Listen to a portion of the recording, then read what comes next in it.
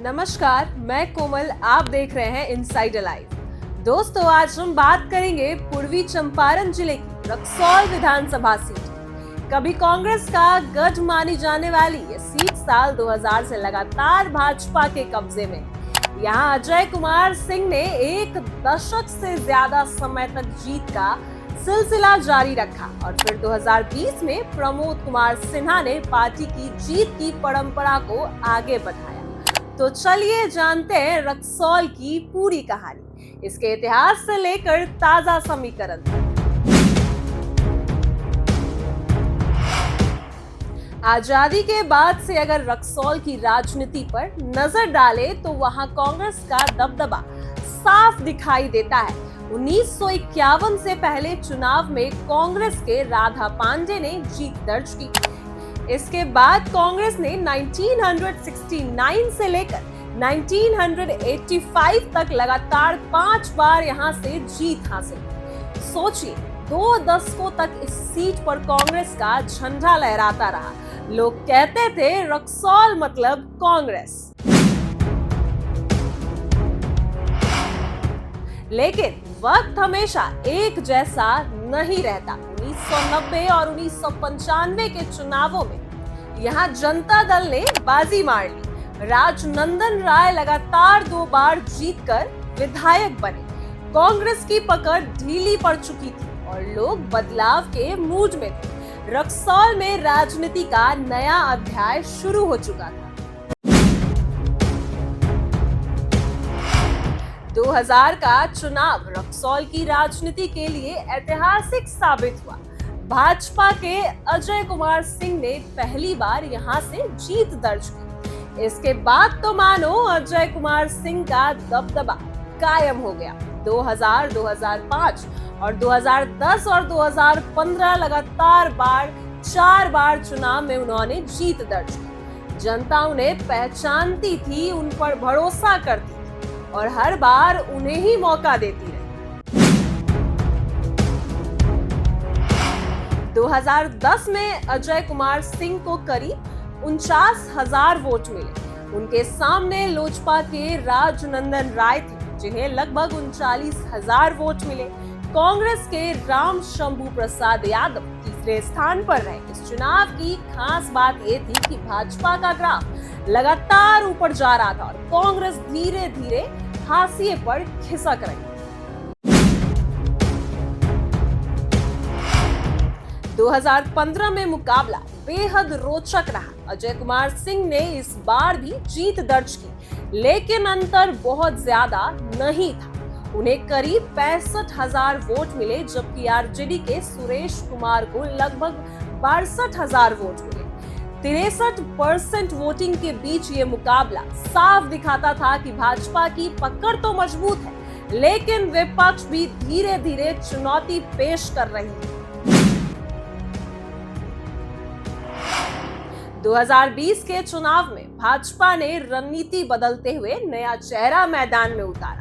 वो था प्रमोद कुमार सिन्हा का। नतीजा क्या हुआ?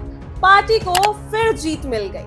सिन्हा को मिले करीब 81,000 वोट, जबकि कांग्रेस के राम शंभू यादव 44,000 वोट के साथ दूसरे नंबर पर रहे। इस बार मुकाबला एक तरफा था और भाजपा ने दिखा दिया कि रक्सौल अब उसका गढ़ बन चुका है। 2008 में परिसीमन आयोग की सिफारिशों के बाद इस सीट की सीमाओं में बदलाव हुआ।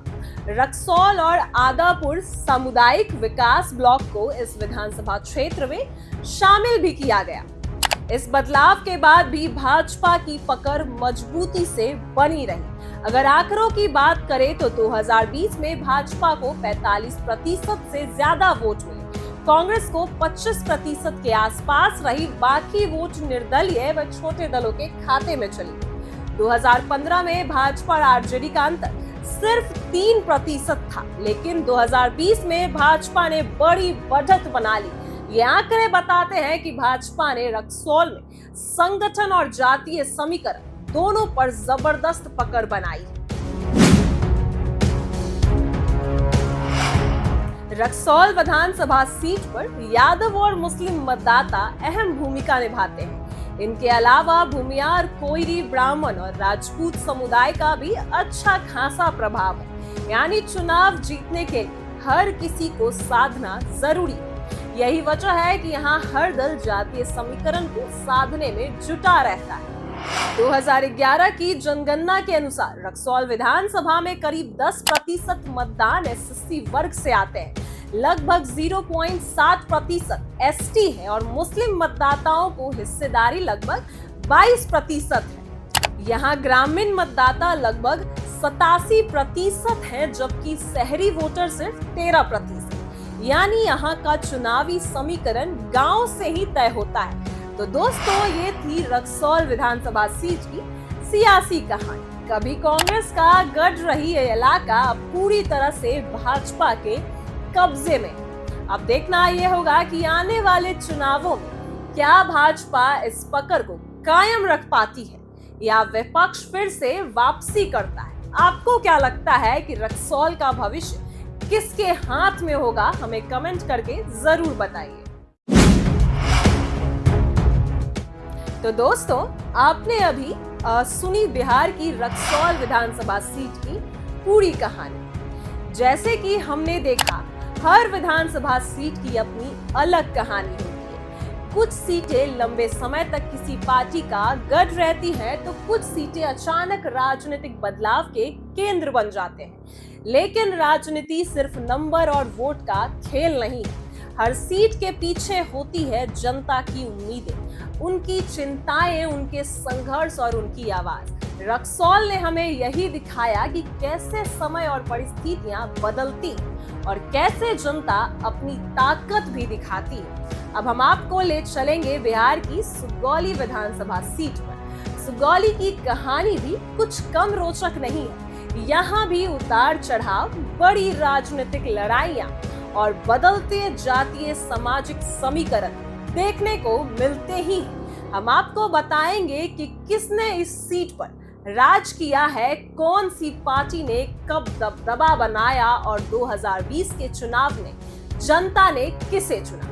साथ ही सुगौल की प्रमुख चुनावी मुद्दों के बारे में, जनसंख्या और पेशावर ढांचे पर भी नजर डालेंगे। तो दोस्तों, अगले वीडियो में जुड़े रहिए हमारे साथ। अगर आपको ये वीडियो पसंद आए तो लाइक और शेयर करना मत भूलिए। और हाँ, अपने विचार कमेंट में जरूर लिखिए।